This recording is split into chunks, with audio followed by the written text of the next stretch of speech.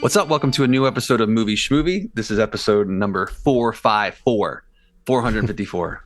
My name is Steve, one of the co-hosts of the show, and as always, I'm joined by Ron. You better start appreciating old Brad. And John. John. No cool background today, John. You know, the background doesn't usually start until we start talking about Oh, okay, I'm sorry. I thought some of these you started the meeting with a cool background. No. I think I'm just like painting a picture of what I was hoping to see. Sorry. It's like the Mandela effect. That. Yeah. Yeah. You think I start with the background, but no. In fact, more often I forget to put it up until we've already been talking about the movie for a few minutes. I love it. Yeah, that makes it better. Yeah. So we'll see tonight. Maybe tonight's the night. Although if you're listening during the day, maybe today's the day. I don't know. Do you ever think about that? Do you think of this as a nighttime podcast? I always think of this as like a podcast that happens at night, but I realize people might be listening to it like at work in the morning, or in the car with their family of an afternoon. Yeah. So, I always get the text messages in the middle of the day. That's when I always get like you really feel like that about that movie? Yeah, every now. But I love those. I love that proof that somebody's listening. I have a couple friends that will say something that indicated they listen, and it's kind of fun because it's like they listen and they heard the secret word, so they're making a reference that you have to listen to get. Yeah, for sure. Shout out to Pierre. I know we talk about him quite often, but he'll for sure say, I want to hear what you guys say about this movie before I even consider seeing it. And I'm like, Oh, man. Oh, shoot. Thank you. Super nice, man. We should just turn this into a Pierre podcast. Yeah. A Pierre cast. Pierre cast. A Pierre cast. So we got a exciting, fun little required viewing that John picked for us this week. Before we get to that, Ronald, you said you wanted to mention a news item that you were doing a little dance to. Yes. Not just a little dance. He was doing the Six Flags old man dance. Yeah. Which is kind of like, it was like a ditty, like he's dancing to a ditty in his head. Blumhouse buys the rights to the Saw franchise, which to me feels special because it feels like Blumhouse is king of efficiency or queen of efficiency. Very efficient company. They take properties and they milk them in the best way possible. Everything's on the screen. Typically, is very story forward, and that feels special, especially since I think Saw is among the annals of new horror figures. Yeah, you know what I mean. Like when I think about newer people, I mean, I when a little kid sees the little guy in like the Party City, well, rest in peace to Party City. Yeah, Spirit Halloween. Spirit Halloween. There's nothing sadder than driving past a big empty building that says Party City on the front of it still, Yeah, for real. That's nuts. That's just, there's no party in there. Yeah, so I'm pretty excited about that. Get back to the basics of that franchise. This is definitely not one of my jams in particular, but I do think I think the Blumhouse that you're mentioning, to me, that's the interesting part because of all the things you just said, that they have a pretty good track record of staying within a certain budget and getting a movie out that people can respond to. Like their runaway hits have been pretty runaway, you know what I mean? Like, and when they take a swing and a miss, I sort of am like, yeah, it's cool that I can see what they were trying to do. Again, not always my favorite kind of horror, but I think when I think of the era of like intelligently budgeted horror films that have like a big Friday and like maybe PG-13 is another piece of this, where there's a younger audiences that is seeing these films. When I think of that sort of era of horror that is maybe tapering off a tiny bit, but for a few years there, that was one of those reliable spots that someone could open big with a movie that was going to appeal to kind of all ages of horror fans. I think of Blumhouse as being like super instrumental in that, and I always admired the kind of savvy of the projects they would take on, or most of the time I would admire the savvy of it. And I think this feels like, again, not being a person who has a lot of associations with Saw, that I'm like, oh, I can't wait to see what they do with this or that. But that does seem like that could be a savvy choice, because similar to what happened with the Final Destination sort of sequel / reboot that just happened, this is a franchise that can have a sequel / reboot. You know what I mean? You can do a new entry, and the Saw timeline is so crazy. I wonder if the smartest thing to do is maybe get free and clear of some of the mythology of the last like 10 movies or whatever, because that's one of the things I think that could be prohibitive to a new audience, is that Saw does have, you know, a lot of lore, don't they, Ronald? I mean, you know, just people who've survived and gone to one movie and come back and died in another one or whatever. There's a lot. And there's also like a timeline thing where, you know, we've gone back in time to do the sort of a prequel in the most recent one. I think that's what the most recent one was. So do you have any hopes for the franchise, Ronald? Like, would you want them to, what would you want to see them do? Like, what about Tobin Bell? How do we keep him around? Do we want to keep him around? If they keep him around, then definitely going to have to do a what do they call them? That would be a reboot. If a dead character is alive again, Yeah. I think that's either a reboot, or they could do one of those sequels that says we're just going to forget the last 8 movies. Yeah. You know? And they kind of tell you ahead of time, like, we're just going to mind the first 2 movies and then ignore. I kind of like that sometimes. Right. I don't like that, but I also don't think you have to play so like, I like it when people honor continuity, but I also think you can be pretty loose within that idea of honoring continuity. And I don't think audiences really care that much about like an info dump in a Saw movie. They'd much rather see people get torn apart by traps and stuff. Yeah. So. Yeah. That's wild. I did want to mention one more thing for my video game fans.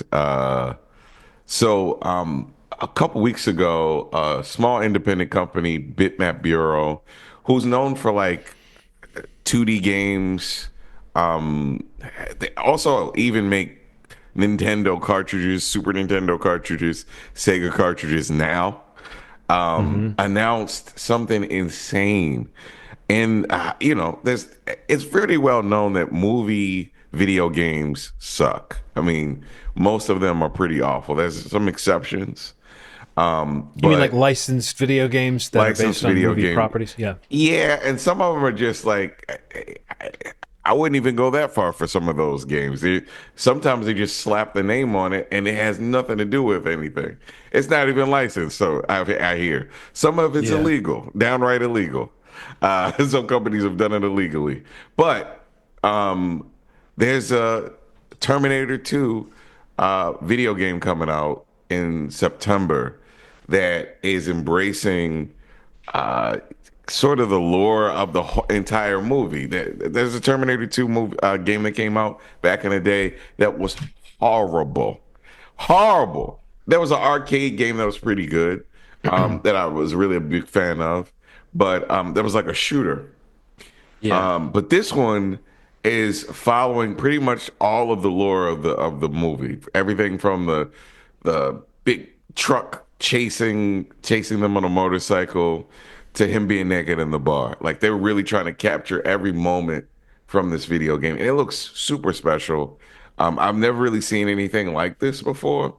And the following is huge. And it looks like they're waiting so long because there's going to be some physical copies versus just there being like a digital sort of thing. That's cool. They're going to have collector editions with tins, and there's some doll related ones coming out with the bust of the Terminator. So I just love this stuff like this is still happening. I have a friend that just saw Terminator 2 for the first time, and she's in her 30s. I was like, you gotta watch this movie. She saw it. She thought it was a masterpiece. It's pretty cool that this may bring more attention to a movie that already has a lot of attention in terms of just how popular it is as an action film. But Bitmap Bureau, man, putting out a Terminator 2 video game in 2025. Jesus Christ. Super cool. That's awesome. Yeah, man. So that was kind of like that wasn't a let's get physical. That was like let's get digital? What was that? Yeah, let's get physical in the future because it comes out in September. But is it going to be a physical game, or Yeah, is it going to just be a download? Okay, it's gonna be a physical. They're putting out physical Okay. copies for Okay. all the systems, including the Nintendo Switch, Nice. PS4, PS5, Xbox Series X. So it'd be like, let's get physical in the future. Yeah, I like that. Somebody out there needs to start, like, we need the kind of fans that make little sound bites that we can play on the show and stuff like that, little themes and sound bites. Yeah. Need jingles. They need to, yeah. Anybody out there that has jingle abilities, like I think all three of us technically have jingle abilities in our own rights, but that would be, we're not supposed to have to do that for ourselves. Yeah. The podcaster's code indicate that fans are supposed to send that kind of garbage in. I think we're too close to it. We'll be biased. Yeah. We're too close true. to it. Yeah. Well, I suppose it's time to move on to required viewing, and here comes that background image. There it you is. wanted, Steve. Let's see it. There we go. There we go. There we are. There we are. A scientist in a nuclear plant, I believe. Maybe Sure. What was that? A chemical plant, I suppose, with a room full of acid. He's very worried about it reaching a boiling point. Anyway, yeah, my pick for required viewing this week was Superman 3, a film that came out in 1983. To be accurate, it was Friday, June 17th, 1983. And the reason I'm mentioning that is because I have a very specific memory of the theater and the day and the time, and I wanted to dig in as much as I could into my memory to see how accurate I was, because I remembered that I really wanted to see this movie. I think it looked funny to me at this point. I probably already liked Richard Pryor from some of his kind of whatever more family oriented stuff he had done. I had seen it and was a fan of it, and my dad loved his comedy, even though my dad didn't like play Richard Pryor albums for me when I was a little kid, but I knew my dad loved Richard Pryor. And a lot of his movies, whether they were for kids or adults, they had already been on HBO. And Superman 1 and 2 were also HBO staples at this point. They had been played ad nauseum. So I had to see this movie. And I think at that age, I would have been about to turn 10. I was definitely like already looking at newspapers and knowing what was playing and knowing when shit was coming out and stuff, I was already release date Johnny. Yeah. And I remember my mom kind of going, okay, I'll take you on Sunday. I mean, I remember her being like, we'll go on Sunday, but we can't go before. And there was some reason why we had to go out to Centerpoint. And that's what I remember. The Centerpoint 6, which was about like 20, 30-minute drive out from town from where I lived. And I was like, is my memory of this correct? But I looked, and this is just kind of interesting. The Centerpoint 6 opened on June 10th of that year. Wow. So it did, in fact, seem like, it does seem likely we would have driven out to that theater and they would have been playing a new movie. Right. And I looked at what were the big movies that were screening, during the most popular movies from that month of that year. Sure. And it was a pretty interesting list that had like Return of the Jedi on it, and War Games, and Superman 3. And that's what made me realize, this movie came out, like I had just seen Return of the Jedi like a month before. So I was probably like, there'll never be another good movie. You know what I mean? At that point in my life. And then there was a Superman movie that I was like, well, maybe this will close the loop. And I think I probably had a lot riding on it being good. I don't think at almost 10, I was ready to say, well, that was a little too silly, or that was kind of campy, or that was out of control, or those effects were cheesy. I don't know if I quite had all that in my head. I think I knew that it was kind of disappointing compared to the first two movies. But I think the second Superman is like, I don't know, there's things about the first one that are pretty unassailable and great, but even it's got some charms that make you overlook the campier things about it. And the second one is just more of that, whatever that weird balance is, some really weird campy stuff mixed with some kind of great stuff, that has aged well. And this movie is kind of the one that, like, I mean, even just bringing in Richard Pryor to be the sort of co-lead / villain of the thing, I did think it was a fun look at a movie that is an example of what they were used to them doing now, which is trying to keep these superhero franchises going after a success, and then maybe a slightly less success on the second one, and then how do you keep it going? And in this case, it was like bringing some star power. And Richard Pryor, as I mentioned last week, was paid really well for this. For the time, it was $5 million, which was a big deal. Wow. And it kind of didn't really hurt his image too much to be doing something like this. But nowadays, if you think about what people remember about Richard Pryor, which is his really edgy, influential comedy, this is a funny example of him trying to wedge, I would say, a certain amount of that comedy into a movie that is more or less about a Lex Luthor replacement character played by Robert Vaughn, who takes on Superman in this way that like produces a computer that can predict weaknesses and create weapons, that is built by Richard Pryor's character, even though by the time it's built, he really doesn't want it to be used against Superman. I mean, there's an interesting way they thread the needle of making Richard Pryor not the worst villain, but in fact, like the best villain in this. And at the end, Superman doesn't even think he deserves to go to jail for anything that he's done. Like those other three guys are going to jail. In comparison, but I'm just going to drop you off in a shit town and see if you'll take a job there. But anyway, the whole idea that this is kind of a Richard Pryor movie, it's kind of an attempt to follow up a Superman movie without Gene Hackman, but they went ahead and did a Lex Luthor style villain rather than going into like the well of comic booky characters they could have brought in. And the original version of this movie had some elements of that. It had they wanted Dudley Moore to play Mr. Mxyzptlk. What? And Brainiac was going to be part of it, but certain elements of that script remained, such as a computer sort of villain with, the Brainiac thing kind of became what in this is called the ultimate computer. And then in that movie, there was an idea of Superman fighting himself. And that obviously is retained for this one. So I don't know, this movie does have some comic booky touches and some things that I think I could have a conversation about the things that I found charming about it. And I could also have a conversation about the things that are just insanely silly. And like, you can see why this movie has a 29% on Rotten Tomatoes. I'll repeat what a friend of the show, Bob Rose, has said, which is that even people that love this movie don't really think it's good. So I don't know. I guess I'll just open up the floor. What was your association with Superman 3? And can you imagine that sensation? Did you have that childhood sensation at any point of kind of, even though your parents had to be the ones to take you, you were the one dragging them to some movie. Did you ever have that when you were a kid where you were like, we got to see this. This is life. I have to see this movie. Did they give into that kind of thing? Ronald, did you ever make your parents go see something that they were not excited about when you were a kid? Stargate. Okay. What was the equivalent? Did you have to drive out to Centerpoint for it? It was East Point. It was East Point, which was still another point. Yeah, a valid point. It was another point that wasn't near our house. And, I think my dad wound up liking it, but it was like, it was like portals and stuff, and I think he kind of liked that, and Egyptian things being misused. You know how that is. Yeah. Just complete misuse of culture, as you do in the 90s. So I think that was one of the ones for sure. Dick Tracy also. Dick Tracy was probably the one where they're just like, what? You mean the cartoon from when we were kids? But what was the ride home like? Did you know what I mean? What did you sort of like want to have I liked this part, I liked that part conversation, and they were like, no, I'm not having it. Was that ever happening? Stargate, I was really trying. I feel like it didn't work.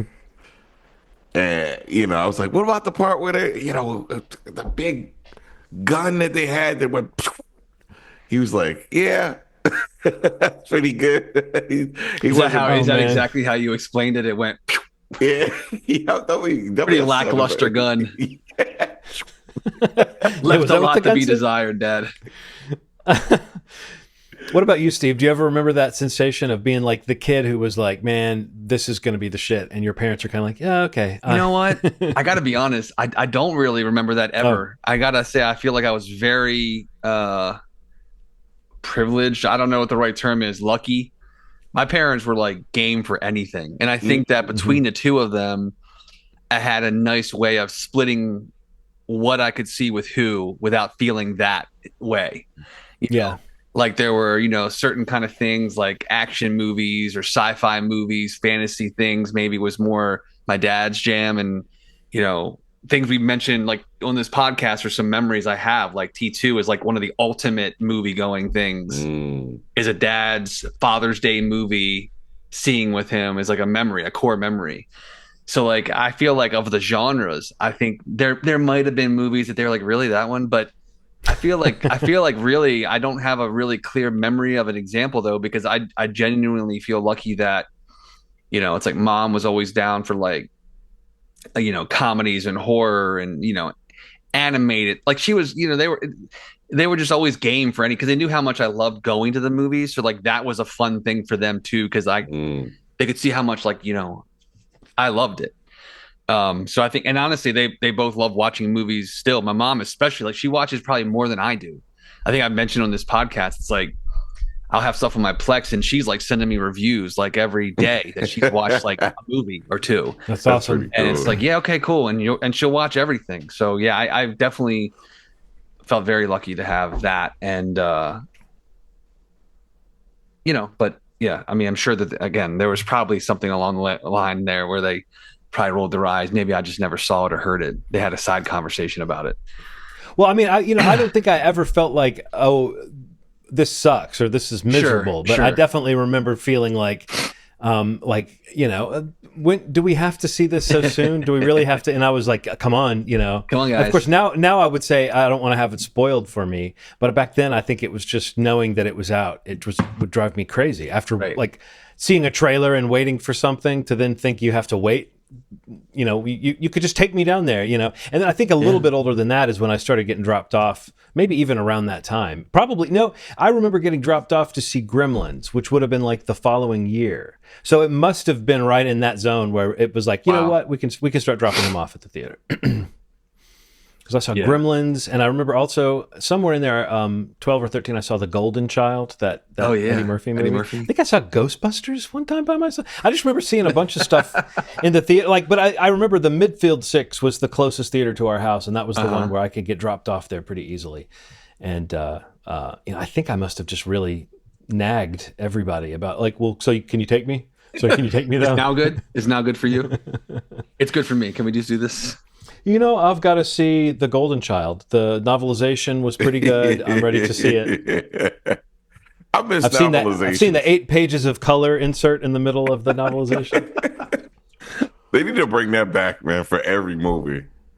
Yeah. Well, they started doing it again almost as like a niche item, like a merch item for certain things. But if you look in the store, you'll see it like it's still kind of a specialty thing, but it started to creep back out. But anyway, so yeah, Superman 3. I don't know. Was this your first time to see it, either of you, or had you both seen it already? I'd seen it before, but it's been a long, long, long, long time. Yeah, same. Yeah. What about you, Steve? Yeah, no, definitely. I've seen it. Yeah, I haven't. I haven't seen it in a while. Yeah. But for sure, this is something I remember watching multiple times, especially as a kid. Yeah. And early teenage years, like for sure. And it would be something like if it was on TV, sure, it would stay on. Yeah, this must have run a lot in that way because I remember, I just started remembering everything about it. Do you know what I mean? Like every little nuance and inflections of lines and things. And I will say that I think that this movie is pretty campy in a lot of ways, and it's really trying to remind you of like Gene Hackman and is it Valerie Perrine from the first movie who played Miss Tessbacher? I think you're right. Yeah, they're really trying to remind you of that, but they're not quite getting it. But at the same time, I do think it's interesting that they've decided, okay, it's not Lex Luthor, but it's still like an industrialist, rich guy that Superman's taking on. Like they did not go with a villain that Superman can really fight. Right. I don't know. I feel like that's a mark of maybe the time that they weren't ready to go full comic book. Like the idea of that Dudley Moore as Mr. Mxyzptlk, that sounds kind of fun, and whatever Brainiac would have been. And Supergirl was supposed to be in that. Actually, I think I read some treatment that said that Superman and Supergirl were going to get married at the end, which I always thought they were cousins. So I don't know if they were going to do a different sort of thing. But I think that would have never, I think that treatment never happened because it was too comic booky and too big and too fantasy. And you can see this is very much in the other direction. But they're trying to do something kind of sci-fi fantasy with this supercomputer that sort of becomes super intelligent. Were you impressed with how quickly Richard Pryor picks up computer programming, Ronald? I was. It's by osmosis, right? I don't know. It was his answer. By the way, man, can I read a line that just blew my mind? This was in a PG movie. I don't want to go to jail because there are robbers and rapers who rape robbers. He delivered it in his quick Richard Pryor voice. Oh my God. Well, there were flashes of him doing a little bit of his thing in the movie, I thought. But that was the biggest flash of like, that's just like an improv line that wouldn't happen now. Yeah. You know? Yeah. Like, I think honestly at that time, the idea of rape was something you could throw out there as like a rough thing, but it wasn't like you were invoking it. Do you know what I mean? Yeah. It wasn't like you had to earn it to refer to it. And now I think the idea is you don't bring that up unless you're dealing with it in some way. Otherwise, you would find some other way to say that basic line. I mean, there's another way to combine different crimes and say the funny PG version of that line. But the fact that they thought this was PG. Well, I mean, remember when we watched Top Secret, there's that whole thing about the anal intruder. Yeah. That was PG. Yeah. It's crazy. In that, a guy dies from a mechanized dildo that he sticks in his ass, and the joke is that he died with a big smile on his face. He really seemed to like it, you know, or whatever. Like that's a PG movie. So it's like, you know, that was the heck of a time, the 80s. Oh, the 80s.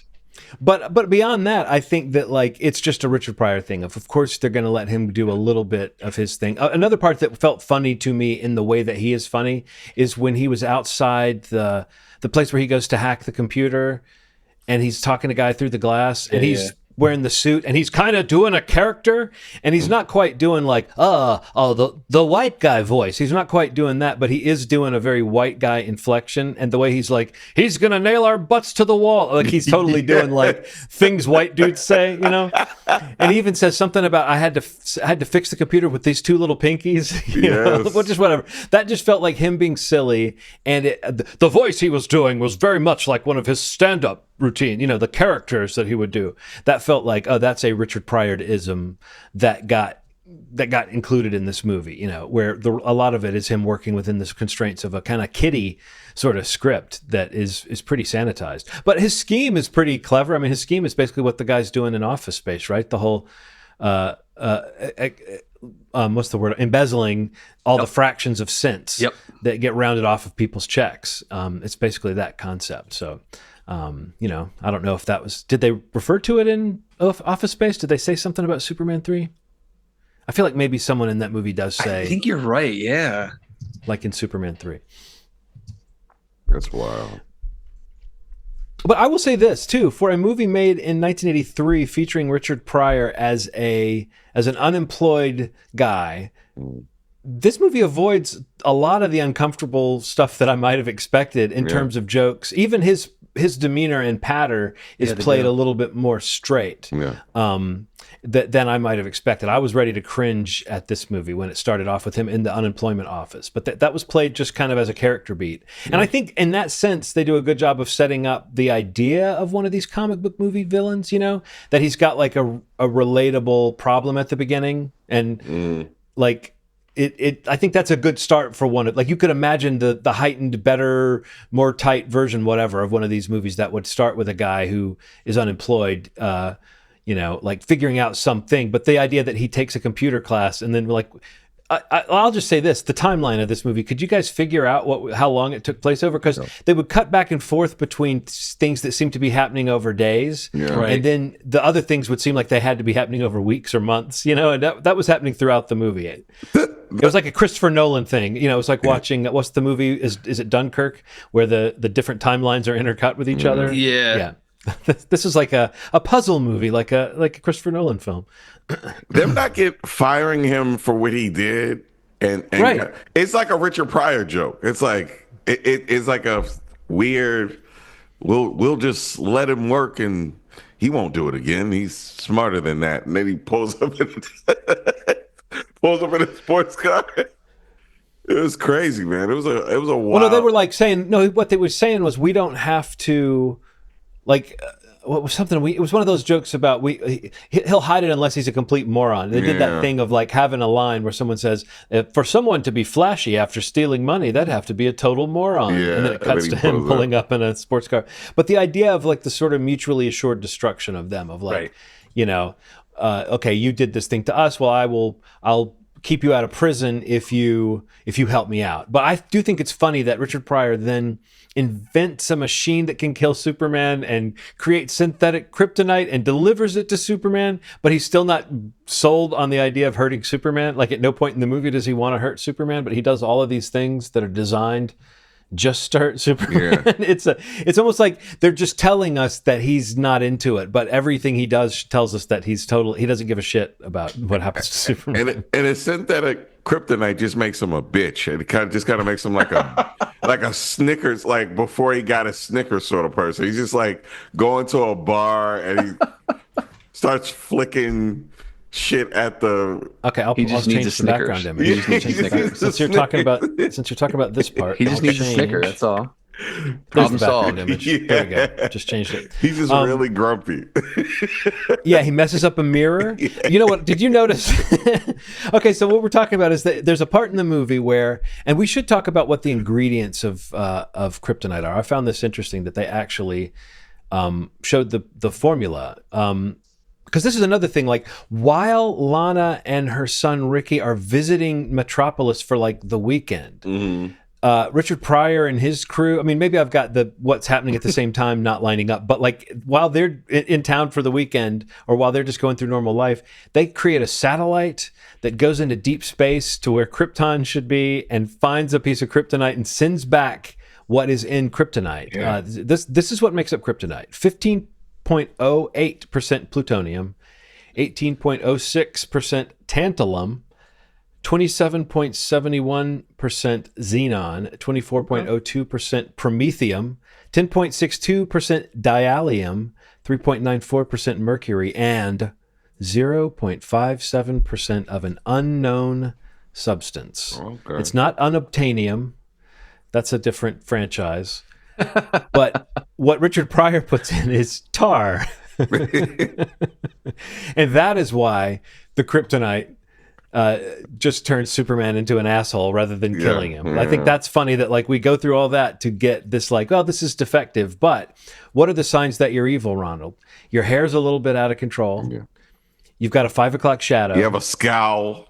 You've got a scowl and dark eyeshadow, like dark pockets under your eyes. And your outfit is a little bit darker. Your clothes darken just a little bit. Yeah. I will say this, though. One of the most effective things in this movie to me was Christopher Reeve's look as bad Superman, especially in the scenes where he's kind of backlit. Totally agree. And like the hair is kind of hanging down, his posture, his pose. There's so many ways in which he looks like Superman. And I did think like, as corny as this stuff can be, there is a little bit of movie magic in Christopher Reeve, the way he shifts between Clark and Superman. Yeah, for sure. And then shifting between good Superman and bad Superman is a similar kind of thing. Like, it was fun watching him. Like, when he blew out the Olympic torch, I was just like, that's so funny.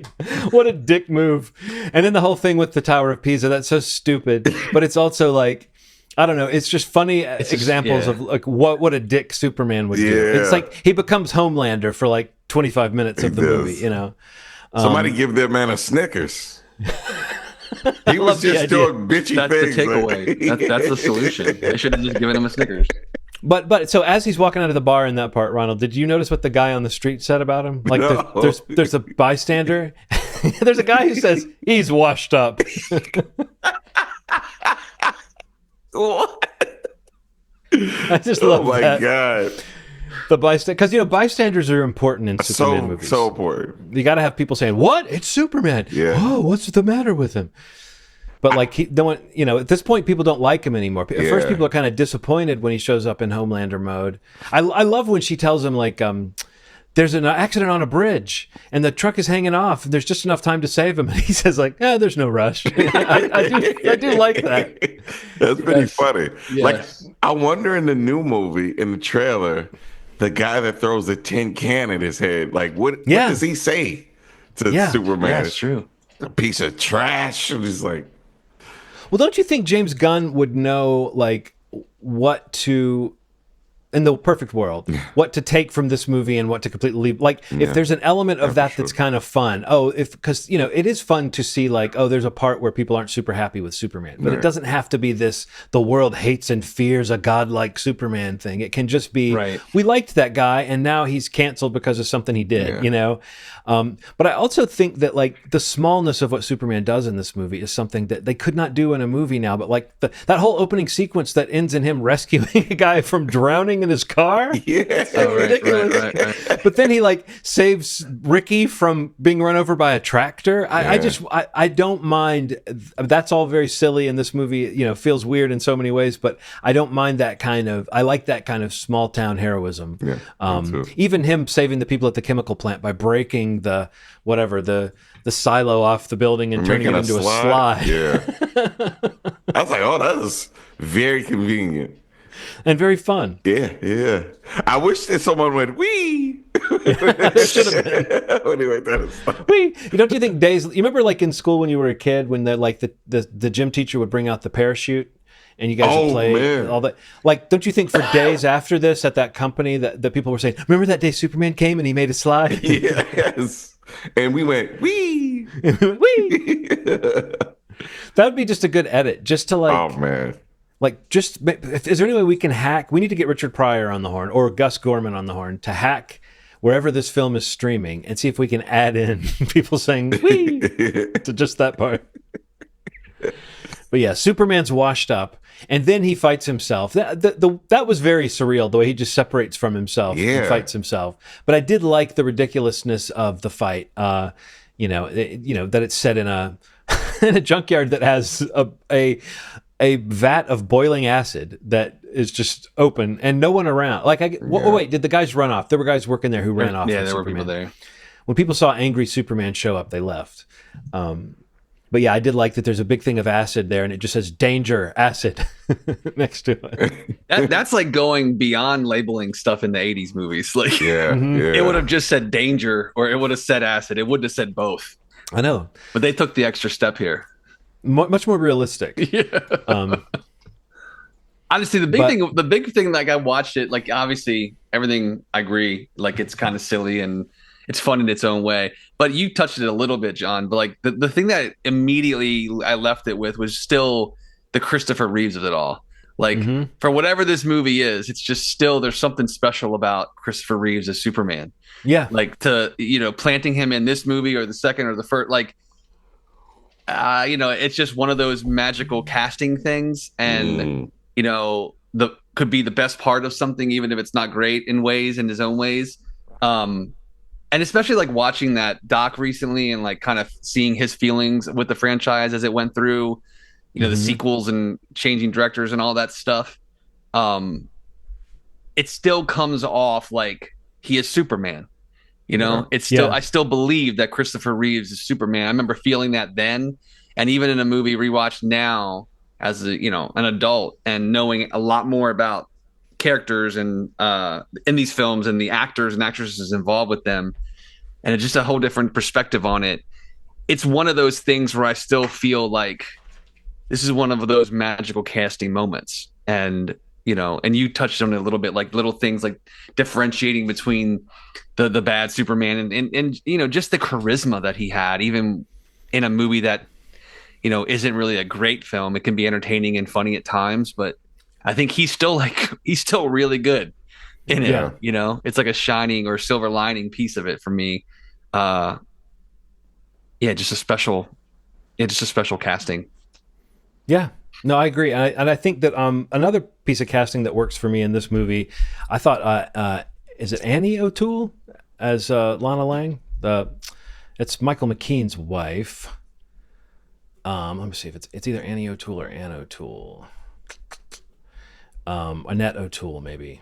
But anyway, I thought she was good as Lana Lang. Yeah, it's Annette O'Toole, and she just brings just the right level of that hometown kind of sweetness. Yeah, I like her. I do love that he goes back after being sent home to his reunion to write a column, and we see him typing away at it. And the sentence we see him, like, speaking as he types it is, "The prettiest girl in school is still the prettiest girl in school." What a scoop. What a scoop, Clark. Good job. And I also love what a yutz Jimmy Olsen is. Like, even Clark thinks Jimmy Olsen is a square. Like, when they're on that bus ride to Smallville together and he's talking, even Clark is like, oh, Jesus. But yeah, I think that like the little, like, you know, Lana Lang is a comic character as well, and I think that is something that kind of spins out. But I just think this movie, you know, even though Lois is really sent off to the cornfield sort of in this one, like the rumors are that Margot Kidder was a bit loyal to Richard Donner, who was sort of kicked off in the middle of the second movie, and Gene Hackman was supposedly loyal to Richard Donner and didn't come back for this one. Oh, wow. But he said he just didn't think that they should keep doing Lex. He said it would be like a slasher film villain that keeps coming back when you've gotten rid of him. But he did come back for the fourth one. So what does that mean? The fourth one is worse. But must have been a lot of money. The rumor that everyone has denied since, that the Salkinds, the producers, have denied, but I mean, maybe it's in their interest to deny it, is that Margot Kidder was kind of punished for her loyalism to Richard Donner by having her role reduced in this movie. Oh, wow. But other people say that the intention was always to switch up the love interest at some point, that not to keep going the route of Lois. However, we always think of Lois as his kind of main love, so it feels a little weird that she's sort of she's just kind of cucked in this movie. But I do think it's interesting to note that the Margot Kidder of it all, if there is any truth to that behind the scenes, it does kind of line up with what this movie is trying to do, which is like move away from the iconography that is that Superman iconography. You cut to the Daily Planet and you've got Perry White and Jimmy Olsen and Lois Lane and Clark Kent. Yeah. That to me is just such an iconic setup. Totally agree. My son and I were talking this week about how much, since the new Superman movie doesn't sound like it's going to be an origin story, like how much time do you think they'll spend setting up that world for audiences versus how much do we really not need that? Like, you have a Batman movie, you don't really have to explain who Commissioner Gordon is. Do you know what I mean? Like, you can spend a little time getting us oriented, but there's a beauty to the whole setup in Metropolis and just the Superman setup that I think that you don't really need a whole lot of build up to make it make sense. And I really was thinking about that with like Lois. I think Lana still in there, but I think Lois is a much more iconic character. And so I would say that to me is one of the kind of bummers of this movie is that Margot Kidder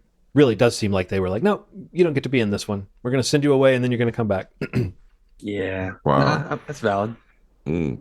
I mean, yeah, it's valid to do that with any character in a sequel. It's an odd thing. And also when we know about Margot Kidder's kind of true story, her career was, kind of went off in some odd directions and then she had some hard times after this. So, I think she was hard living. I think that was already happening at this point in her life. So maybe that was also a factor. And not using her more. But okay, I'll ask you this, Ronald. This is a question I definitely thought I'd pose to you. I thought you'd have an interesting take on this. What do you think is a more impressive use of the Ultimate Computer? Or that's not the Ultimate Computer. This is just when Richard Pryor was hacking the computer at the Wheat King. Controlling the weather, or making the walk and don't walk guys in the sign fight with each other. In that one scene where you saw the sign. Here. Definitely What's the more latter. impressive? Definitely the latter. Because how the hell do you do that? I couldn't even imagine, man. Like, there's theories that there are groups of people that control the weather. But I'm not even going to go there. But please don't. I've never heard someone say anything about. You're talking about Cobra, right? Cobra has the weather dominator. Yeah, Cobra Commander. But yeah, I've never heard anybody talk about manipulating the sign. Yeah, that's nuts. Making the walk and the don't walk guy fight with each other. And then after that, we didn't see it really happen. Well, we saw it happen in a very unconvincing way.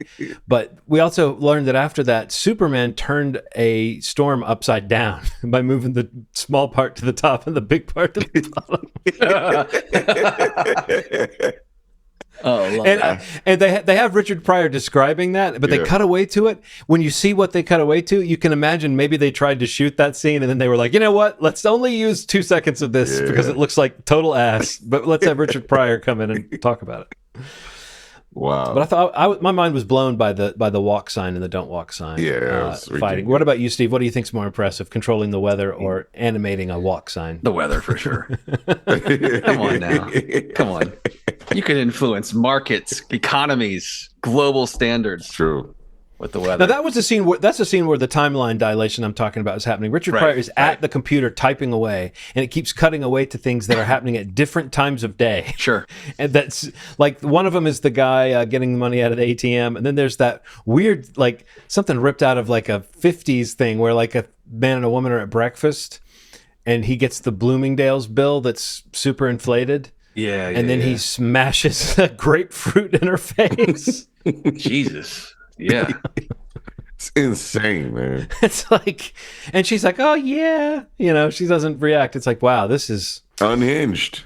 what a cute joke. Yeah, it's wild, man. But that's the kind of shit that was still flying. Like that kind of joke was still alive and well in the 80s. The whole like, the man's gonna see the credit card bill and get mad, like that. That's some pretty basic old school shit. A lot of why I oughta. Well,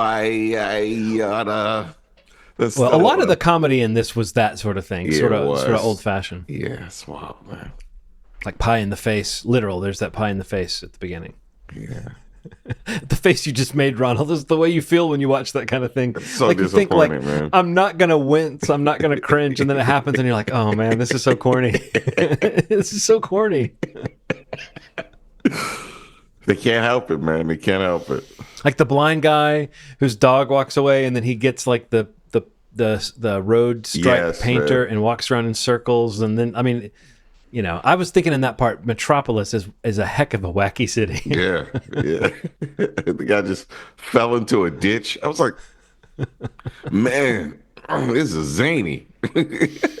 What if they had then like just poured the cement over that guy and they'd cut away and never shown it again? Oh my God. That'd be nuts. All right. Well, that was Superman 3. Do you guys have any further thoughts about the glories or the horrors? I got nothing else. I don't think I have anything else either here. Yeah. Nope. That's it. Cool. Ronald, you're up. You're up, man. Man, the one I want to pick is something I've been wanting to see for a while, and I just feel shitty because you feel shitty there aren't very many places to see this for cheap. Okay.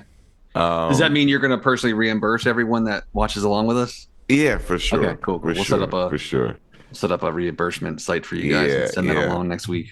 Yeah. So Eli Craig, indie horror film director, did a movie that has a pretty good buzz out there. Shutter production, Clown in a Cornfield. I saw the trailer. Let's go. And I've been wanting to see this thing, man. I tried to catch this in theaters and just missed it. Same. And now same. it's come home. Missed the shit out of it. And it is now on PVOD for $19. I'm so sorry. And then you're good because I already got it and I just haven't watched it yet. Okay. Yeah. So see it. We're trying to it got really good reviews. Like it got really good reviews. I heard audience and critics actually. And I've heard great things. I feel like he's friend of friend material for me. Cool. Oh, really? Like Chris LaMartina, yeah. I think is connected to him. And, wow. It's Adam Cesare, the author of the book that's based on. That's who I'm That's thinking. who you have a connection to? Yeah, that I'm like I have one degree of separation from, but I have been meaning to read the book. I've heard good things about it too. Adam Cesare's stuff is supposed to be pretty darn good. But yeah, I knew this came out, and I saw a bunch of people that just because I have that like friend of friend association with the author of the book. That's where I saw it when this movie came out. I saw a lot of people, kind of hyping it up and stuff, sharing it around. Yeah.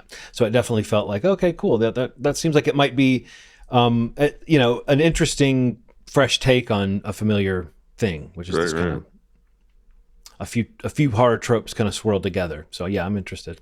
Cool. And it's only on rental, right? You said right now. Seems it. Okay. No, you can buy. You can. Is it rental? So no rental, only buy. The rental's only $5 cheaper. So it's like okay. So it's that 19, that weird 19 to rent it, 25 to buy it situation, that's a lot for a new movie that isn't like a huge tentpole movie. Normally, like Sinners wasn't even 25 when it first came out. It was 20. I'm like, why would they charge more for? Yes. By the way, Interesting. I thought this was funny. Yeah, Background that's a image. good It's one. just a good image. Oh my god. But I mean, like, funny guy. Like, let's Yeah. let's. I think you're onto let's- something. Funny guy. But I'm Funny just guy, saying, man. like, Funny guy, that's Richard Pryor. Even in something like this, where it's not really the best showcase for what he does, his just general funniness made. Yeah. Oh yeah, made it for kind of- sure.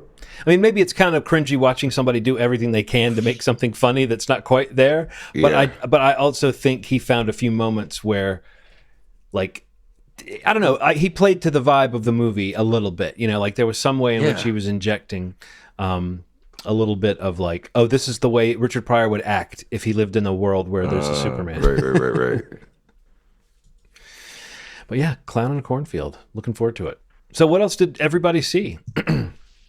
I wanted to follow up because you guys had seen How to Train Your Dragon, right? Both of you? No, I haven't. I have. John You haven't did. seen it? Okay, so John saw it. Yeah. I Yes, saw it in a very unique way today. So the Phoenix Columbia Movie Theater is one of the only ones I know in existence that has a Screen X theater. Oh wow. And I saw How to Train Your Dragon in Screen X. And I have to tell you, if you are near this, if you have any opportunity to see it in this format, see it. It's really weird.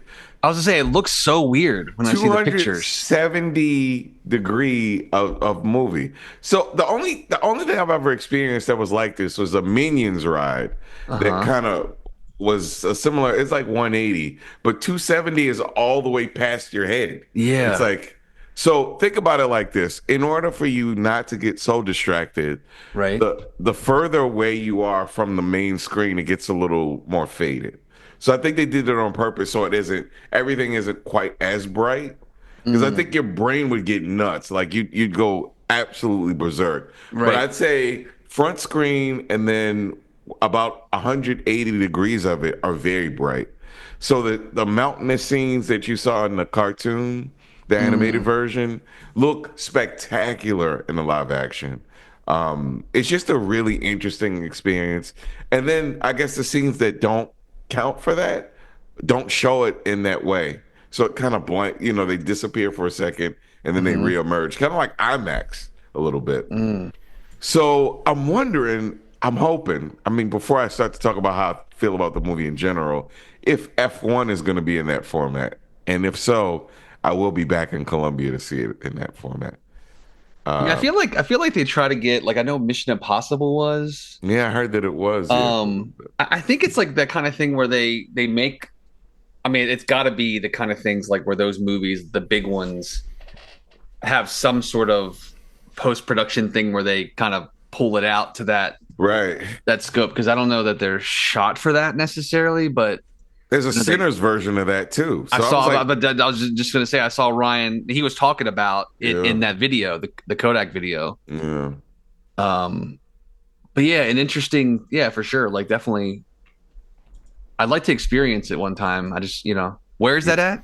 It's at the man. So this used to be a Cinemark, I guess. Phoenix Theater. I guess they've converted what used to be the Cinemark Theater in Columbia to the Phoenix Theater. Oh, So- I know what you're talking about. Okay, I know Yeah. where that So is. Okay. so if you look, it says Phoenix Theater, Columbia, Snowden 14 plus Yes. Screen X. So there are some movies in Screen X. So here's the weirder part about it, Steve and John. It's not listed anywhere. If you look up a Screen X screening on any site, it doesn't really list it. You have to go to their site directly in order to see those listings. That's I found out about it through Movie Pass. Movie Pass showed it listed as Screen. I'm like Screen X, like the whole. Yeah. Yeah, it was an experience, man. I thought it was really cool. I enjoyed the movie overall.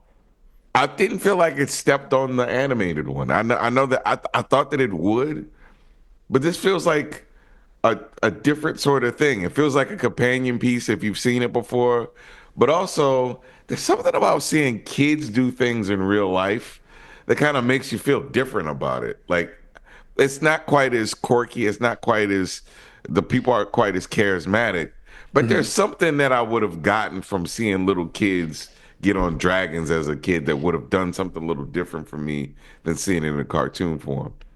But I thought it was cool. I thought it had the beats. It did.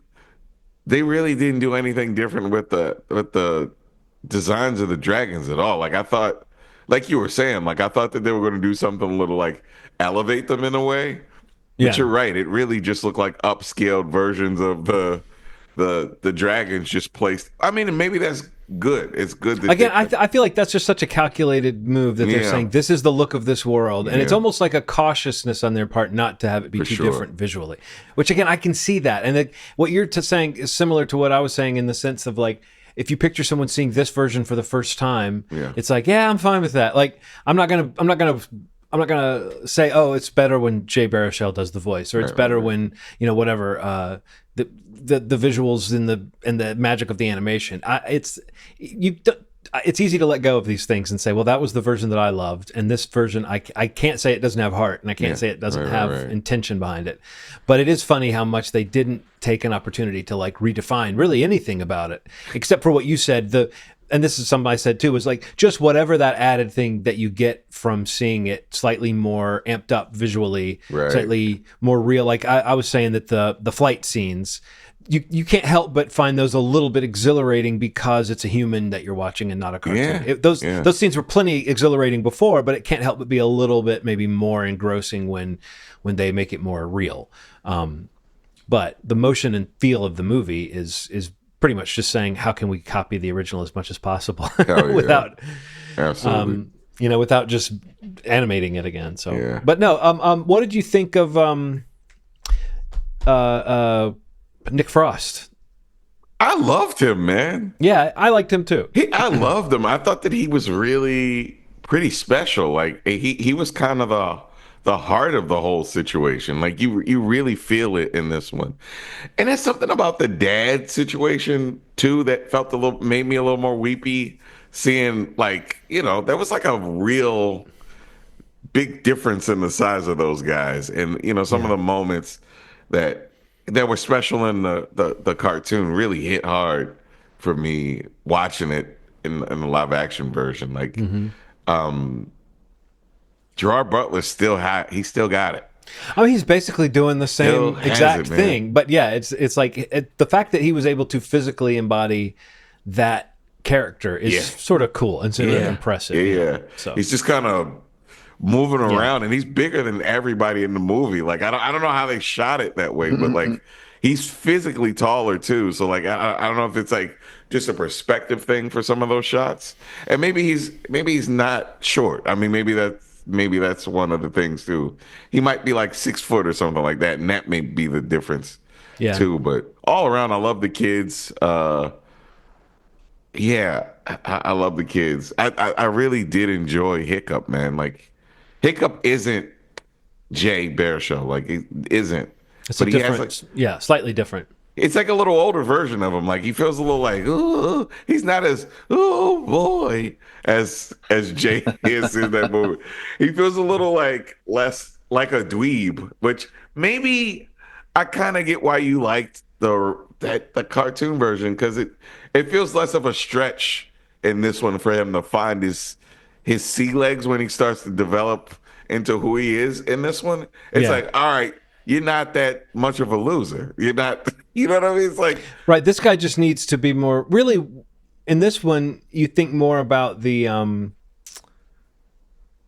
again, I think it's because I come into it knowing so much about it, but like you come into it knowing so much more about the thing that you're noticing like the bind he's in. You know what I mean? Whereas like I think when it was before, it was just kind of all the world building, and I wasn't thinking so much about like, oh yeah, if this was like if this was your predicament as a teen, because maybe that's what it is. He feels more like it's like he's a little bit older in that he's more in that older teen way, whereas Hiccup in the first movie feels like he could be a little bit younger than that. But I don't even actually know how old he's supposed to be. But I just feel like you can sort of sense that feeling of like rebellion. That's the word I was looking for, of like against the the strict rules that are around you, and you start to realize like how much it would suck to be in this predicament where, in order to be true to yourself, you really have to break away from your whole tradition of your the town and your family and everything. And I feel like I may have felt that a little bit more strongly when it's a human being that you're watching. What's the movie where the girl just has to take off her glasses and then like, oh my god, He's all that. he's all that. It felt like that. I was just like, Hiccups, all that. hiccups, all that. He just had to like slightly change his posture a little bit. He already had the girl. It was like, it's like he had it in the bag. Like it wasn't a stretch in this one. Like this didn't feel like a big like, oh boy, the girl likes me. Oh goodness. It didn't feel like, it never felt like that for him. It didn't feel like a challenge at all. Like of course, like getting his dad's approval felt like the hardest part of this story versus everything else that felt a little harder in the animated one. Like everything felt like a challenge to that character, to that version of Hiccup. But this one was like, they may have casted somebody a little too cool for this one. Not but in a bad way. I think it just feels different. I think it's interesting that we're getting at this idea that in the live action one, it feels a little bit more like teen angst. Yeah. And in the other one, it feels more like you're watching a fantasy story with a sort of classic lead character who's the sort of nothing, the sort of Cinderella character, who's going to go off and have their adventure. I thought I had another question for you about it, but I guess not. Steve, did you see anything that you wanted to talk about? I saw Lilo and Stitch, right? Yeah, I saw Lilo and Stitch. I went and took the kids to that over the weekend on Father's Day, which I thought was really cute and sweet. I mean, I love Lilo and Stitch, the animated film. I'm sure a lot of it's the same conversation you're talking about with How. I was about to say, this is another analogous track of like, how faithful of an adaptation does it need to be, and how faithful was it? I mean, you could talk about the ending maybe without spoiling it, but I've heard that the ending, some people have an issue with the difference of the ending or something. A big nothing burger to me. I think it's no. I'm saying like it's not a problem. Like I think in some ways.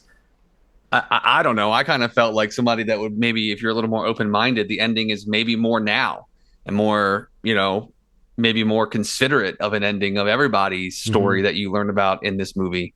But I mean, it is called Lilo and Stitch. So if people, maybe have issue with it without, I don't want to say what it is, but again, I don't think it's a big deal at all. And like Aaron and I were talking quite a bit about it because I think like Lauren was, kind of anti this movie for many reasons. I think like, she's talked about it before, like the remakes, the reboots, the sequels, like, she's kind of like tired of it all. Yeah. But also I think some of the changes at the end, I think she had gotten whiff of from a friend or whatever and had feelings about it. But I don't know. I didn't really have any issue with the way the movie ends versus the animated film. Okay, I that's think interesting. I think it's still very. I don't know the specifics either. I just have seen that some people were up in arms about it. So again, I think with just being vague enough, I just really felt like it's considerate. I think it's more considerate for things you learn about the characters in this film versus things you never knew in the animated film. Specifically, the sister. I'll just say that. I'll leave it at that. Nani. Okay. But yeah, it's super cute. Stitch is great. I mean, another great character, like you mentioned about Toothless last week. It's just very funny, very cute. Kids love it. The little girl is adorable and she's great in the movie, who plays Lilo. It's silly. It's Zach Galifianakis, Billy Magnuson. I think they're really fun as Jumba and Pleakley. But yeah, I don't know. Like I have no issue with it really. Honestly, it's Lilo and Stitch. My kids loved it. The music is great. It's going to be the theme for my daughter's birthday party next month, so I'm looking forward to that. Because that's all she's watching now. She's just reinvigorated with all the Stitch of it all. But yeah, it was very cute. I liked it quite a bit. Cool. I think that's the only movie. Yeah, I think that's the only movie I saw. I saw a movie. You saw a movie? I saw a movie.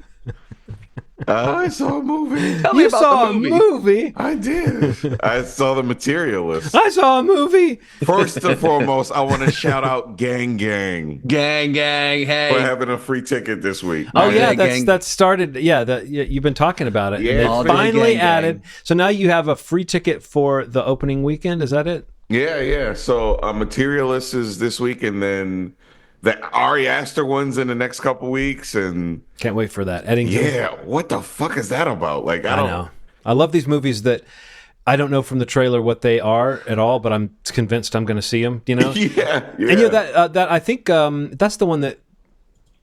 Oh wait, no. I'm thinking of. I've got it flipped. Pedro Pascal is in that.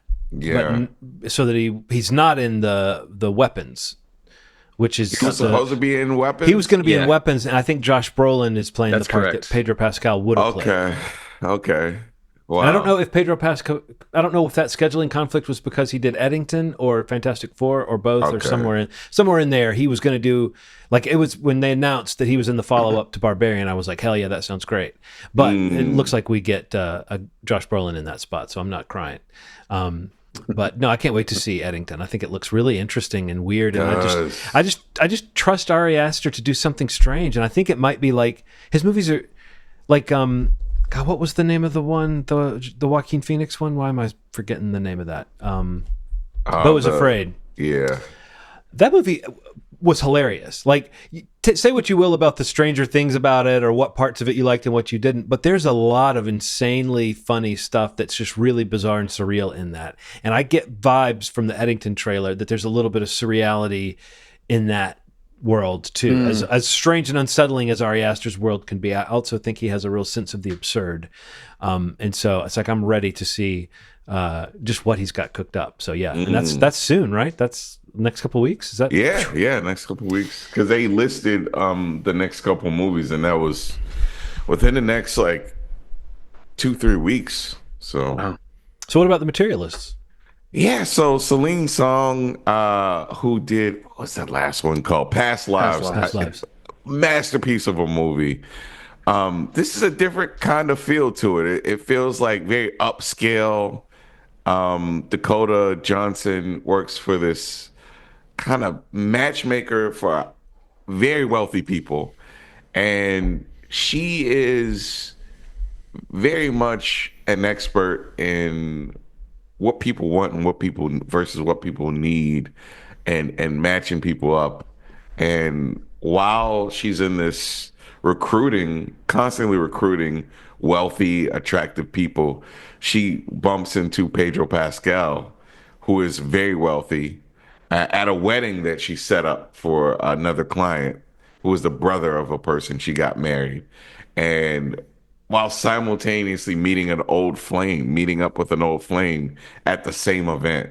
And then there's this like path of craziness that happens with both people. So it's like the couple that used to be together, kind of reigniting a friendship, and then Pedro Pascal with this romance that happens. Both obviously beautiful people. Pedro Pascal, the wealthy man, Chris Evans playing the poor caterer, which is really cool to watch him in this sort of role. It feels like something that he should have been in like 15 years ago, but it's cool to see him as an older guy in this role, because he's like a person that's trying to get into acting, and he's doing these like community theater things. It's cool, man. Like, it has a really cool feel to it. And there's an event that happens in the middle of it that gets deadly serious and really changes the tone of the movie, and really sets Dakota Johnson's That's character. the twist. She turns into Dakota Fanning. She's like, but turns his character on a different path, kind of changes her focus from this job, and really makes her evaluate her entire life. It's that serious of a thing. And it's not something you would expect. It really hits you like a ton of bricks. And who she chooses to tell really makes a difference in how the path of the relationships go. It's really cool, man. It's a cool movie. I loved it. I thought it made me weepy. Like, it really tackles, like, do you need riches? Do you need wealth? Or do you just need love for something to work? Or do you need a combination of both? And it really tackles that. It really tackles that sort of subject matter. Because it's really, we're in an era now where people are, you know, making this content red pill. There's red pill women who are putting out things. It's like men and women that are putting out Yeah. this like very toxic information about like what it takes to survive in the dating world, and a lot of it is very dismissive of people's humanity. Yeah. And this is really addresses that kind of Very, like regressive stuff in this. yeah. No, this movie, I felt like this movie was holding something back or hiding something at its core from it's one of those trailers you can tell you're not getting the full picture. For sure. So no, I'm interested in that for sure. That sounds like an interesting one. So no one else saw Life of Chuck? No, man, I can't wait to see that movie. Okay, is there a chance you guys will both see it in the next week? I think so. There's a good chance, yeah. Yeah. I mean, I might just hold back because it's a movie that I think I'm more interested in having a conversation with you guys about than I am necessarily in just expounding about. Okay, sure. So if you think if maybe even one of you sees it in the next week, I think it's worth holding. I think it's a good chance. As a segment for next week. And I would say to anyone out there listening, if you're a Mike Flanagan fan and you've enjoyed his series on Netflix, or if you've enjoyed his movies before, go out and see this one so you can enjoy. Maybe we can do one of those slightly more spoilery segments on it that we can put at the end of the episode or something, just because we can talk. Because it is a movie that once you start talking about the themes and what happens in it, you're kind of talking about a little bit of a reveal. Like we could definitely do largely non-spoiler conversation, but I would like to talk to you guys about the actual bird's eye view of this movie and what it's doing. So I will just say, if you're a fan of Mike Flanagan, this is in some ways the most Mike Flanagan thing of all. But if you just see the Stephen King movies, it's mentioned in reference to, because this is based on a short story by Stephen King. But they mention it in reference to Shawshank Redemption and The Green Mile and Stand By Me, not in reference to the more horrific ones. This is not a film that trades on that kind of supernatural horror. This is much more metaphysical and emotional, and I think in some ways it's like a big feel-good movie. In some ways, it's almost like a Hallmark version of what a Stephen King movie can be. But because Mike Flanagan is a smart guy who puts a lot of heart in his films, I don't know. I found it to be like, I think I told you guys that it made me want to make time to call my mom.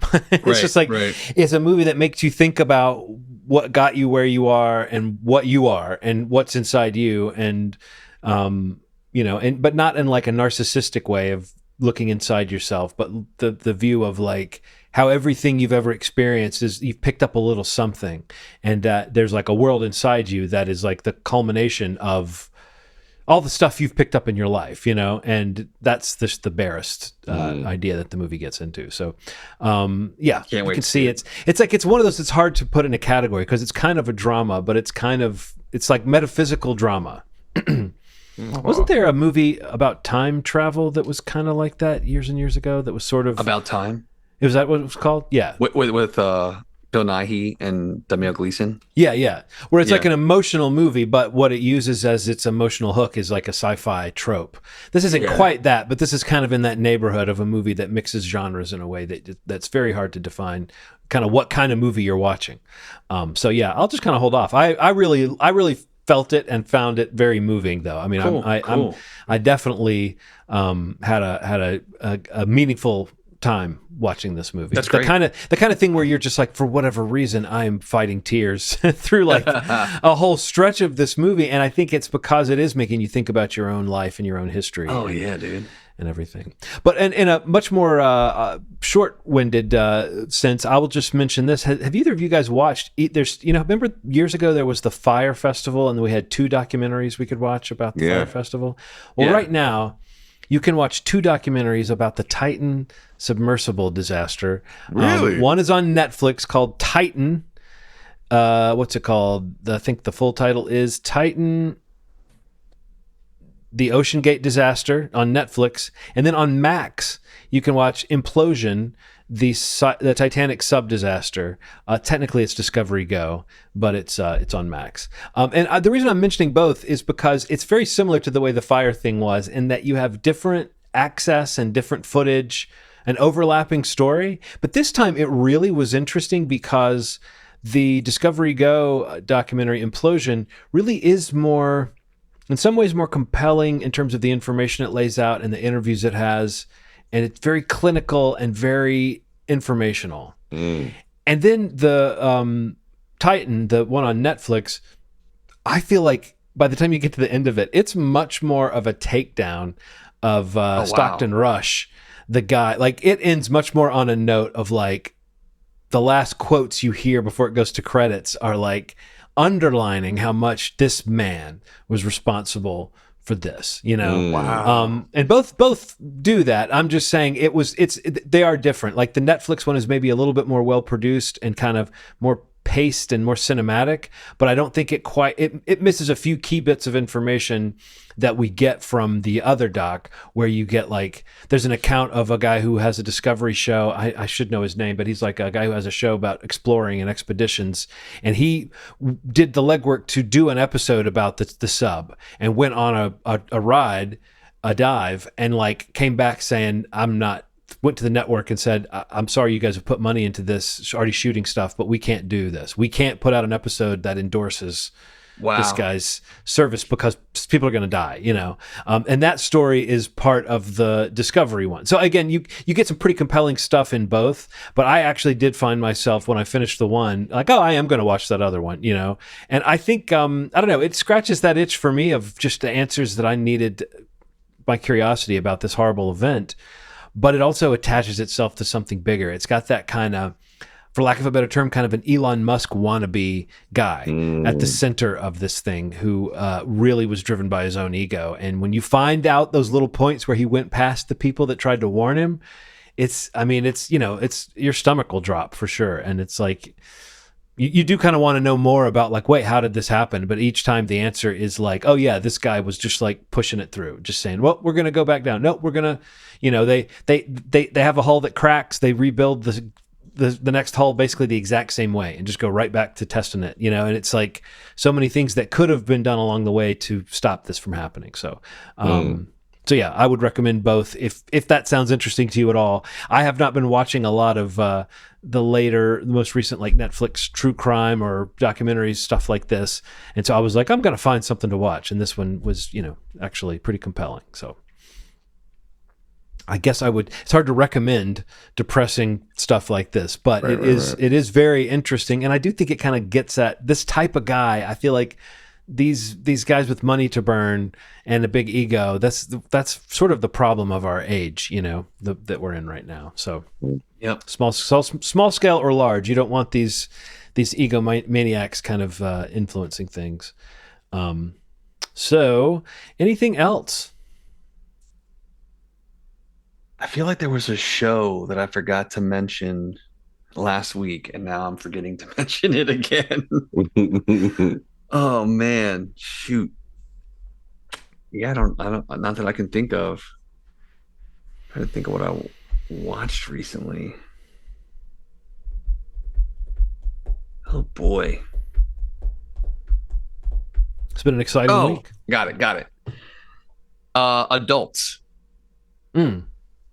Register for either of you. Know what it is? Existing. I mean, I've seen the name, and I know that when you say what it is, it will ring a bell because I know I've seen that title. This is the FX comedy produced by Nick Kroll. Yes. Not familiar with anybody in the cast at all, but I love this series. Okay. It's I was telling Aaron when we watched it together, we kind of binged the whole thing together.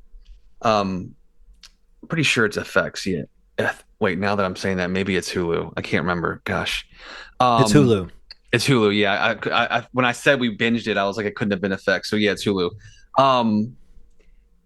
Basically, it's like if New Girls / Happy Endings. Oh, what? Could have been like a little riskier, a little more R-rated. Oh, don't tell me that. Yeah, you're gonna love it. I'm telling you right now. Like you're both gonna dig this show. It's super funny. It makes me very sad that I feel like no one knows it exists because I doubt it'll get a second season because it ends really strongly, and the core cast is just very ridiculous and funny. Charlie Cox has a great I guess it's not even a cameo. It's not a cameo. a guest starring role in the middle of the season. That's Daredevil, right?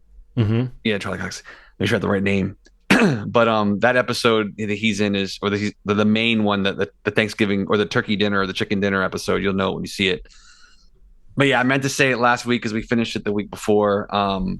Yeah, if you have Hulu, you want like a really great comedy, edgy. If New Girl and Happy Endings were your thing, with the ensemble cast, with a little bit of, there's some stuff going on between some of the roommates, the friends, will they, won't they kind of stuff. You'll love this show. It's great. It's called Adults, and it's on Hulu. Okay. I'm looking at the people that worked on it too, and like episodes directed by Jason Walliner and Stephanie Robinson. I don't know if you know that name, but she's a writer and producer that's worked on like Atlanta. And, Okay, cool. And Right. Fargo and What We Do in the Shadows. I mean, she's one of those people who I've quietly watched her like do some of the best. And if you look at the episodes she's written, I think she wrote the what's his name, Jackie Daytona. Was that the name of that character on What We Do in the Shadows? When Laszlo goes undercover. No, oh my God, what's his name? I think she wrote that episode though, and I'm pretty sure she wrote the episode where Paperboy's trying to get a haircut. I love that. That's like one of the best, man. I mean, honestly, Yes. but when I started noticing who this person was, I was like, Oh, you're right, yes. Jackie Daytona. Yeah. Okay. So Either good. way, I so that's a No, sign of dude. talent. Yeah, I mean, I'm sure there's lots of pedigree behind it. I'm just saying that, but what you're saying, it indicates like what I saw Nick Kroll looking for in talking a about show. it. Yeah. Right. I saw Nick Kroll talking about it. I think it was one of the podcasts he was on, and then I saw a trailer a few weeks ago, and yeah, I was like, this is like perfect. I love this stuff, and it was great. We both loved it. Mm. Yeah, Hulu. It's a quick watch. I think it's only 8 or 9 episodes, and they're like 25, 30 minutes. Oh, cool. That's it for me though. Well, that's a show. It's a show, guys. Movieschmovie.com is the website you can go to listen to the podcast. You can subscribe to the podcast on your preferred platform for your podcast pleasures. We are also on YouTube, youtube.com/movie podcast. You can go there to watch us, listen to us, take it in little bite-sized morsels if you prefer. Got the shorts on there. And if you do any of those things, please just subscribe and hit the bell, leave a comment, give a thumbs up, do something to let us know that you enjoyed it. And if you really enjoyed it, if you could share it with someone, that would just be beyond expectations for us. It would really mean a lot. What we're saying is our expectations are super low. God, that's what I'm saying. Like, all you gotta do click is share. Yeah, right. Come on. It's really, really hard. We've been beaten down by life. We don't expect much. Just Oh a my morsel God. of a share. Yeah, come on. We'll be back next week with hopefully maybe we'll talk a little bit more about the life of Chuck. Woo-hoo. Yeah. I'm gonna try to see 28 Years Later. Oh no, that's Yeah. next week. No, is that this week? That's just Friday, I think. Yeah, this Friday. Okay. And then Ronald's pick, Clown in a Cornfield. Yeah. Yeah. Thank you so much for listening. As always, you've made our day. Bye.